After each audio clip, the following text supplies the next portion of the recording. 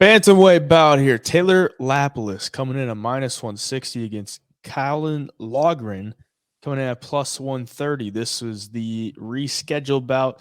Loughran was supposed to fight Giannis Gamori, and Taylor Lapilus was supposed to fight Muin Gafurov. Gafurov pulls out, and then they got to throw Loughran and Gamori into different fights. So here he is. He was supposed to be -300 against Giannis Gamori. Now he's coming in as a dog against Taylor Lapilus, who is coming in back to the UFC. Second stint in the UFC. See, 31 years of age is here. 18-3 in his professional career, fighting out of France. 5-0 in his last five. Undefeated for Loughran, as we talked about before on the preview show. Lapilus, he's been around for a while. Like I said, he second stint in the UFC. His last stint, he went 3-1. That ended back in 2016. Since then, he's had some good wins. Picked up a win against Nate Maness, who's in the UFC. Win over Josh Hill. I mean, he's not fighting cans. Like didn't go back to the regional scene and just fight cans. He's fighting some real dudes. Finds his way back into the UFC here.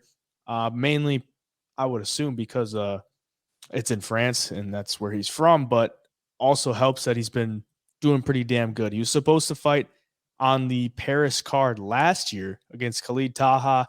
He had to pull out due to injury, and then they book him again for the one this year. So he hasn't fought since, April of 2022. So I would assume he's kind of chomping at the bit to get in here. Loughran, 8-0 Irish fighter. We've broke him down before. What do you think on this one? Yeah, for Loughran, really against a guy like Lapilus, like this is a complete 180 for him. Loughran doesn't really have that experience of fighting high level dudes where Lapilus does. I mean, Lapilus is 18-3. I mean, that's pretty crazy for, he has a UFC stint, but coming back into the UFC at 18-3, he's going to have that experience advantage. He's fought in styles like Loughran before. He's fought in wrestlers, good strikers, and he's beat basically all of them. He does have some good competition he's fought recently too. For Loughran, man, he's unorthodox in his striking, like we talked about, and he's that flat-footed fighter that's explosive, and he'll catch some leg kicks and get some takedowns and stuff. But it's nothing Lapilus hasn't seen before. And for Lapilus, that first stint in the UFC, he got a knockout. He lost by decision.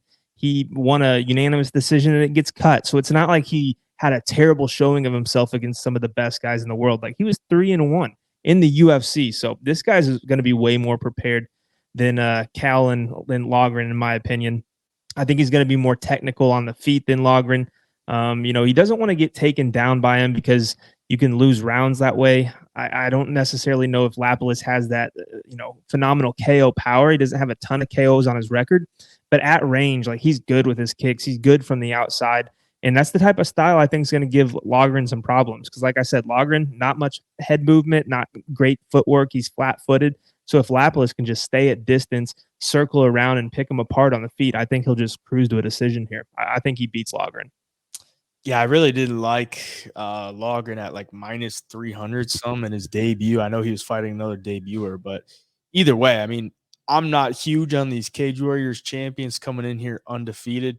He's only had one fight as the Cage Warriors champion. That was the vacant bantamweight championship, and he got it done. Finished the guy in the second round. So I don't know. I mean, I just don't really like these Cage Warriors guys coming in here when they're undefeated. Like, I just don't think the competition he's been facing is like that great. I'm not gonna lie. Like, you look at his first couple fights, not too great of opponents, and then once you get into Cage Warriors, he's not like fighting killers. Like, Right. there's just not that level that Lapilus has faced. Like, Lapilus has been around for a while. It's got a lot of experience. He's never been finished. 3-1 in the UFC, then he gets cut. Like, either way, he's still winning fights in the UFC. I think he comes in here into Paris, France, and he's training out of MMA Factory as well. That's the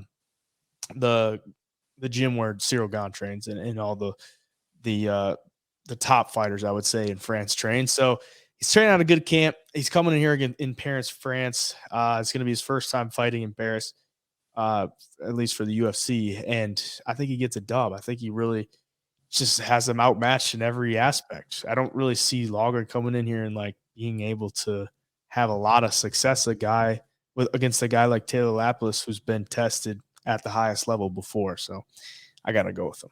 Yeah, I think round one's going to tell us a ton here too. Like if you see Loughran go out and get some easy takedowns, I think you live bet him right away because he might just do that the whole entire fight. But if he struggles in that first round, I mean, I think he'll struggle the whole entire fight. I don't think Lapilus is going to slow down enough to where Loughran's going to land takedowns late and find any kind of finish. So yeah, man, round one's going to tell us a whole lot about Caolan Loughran.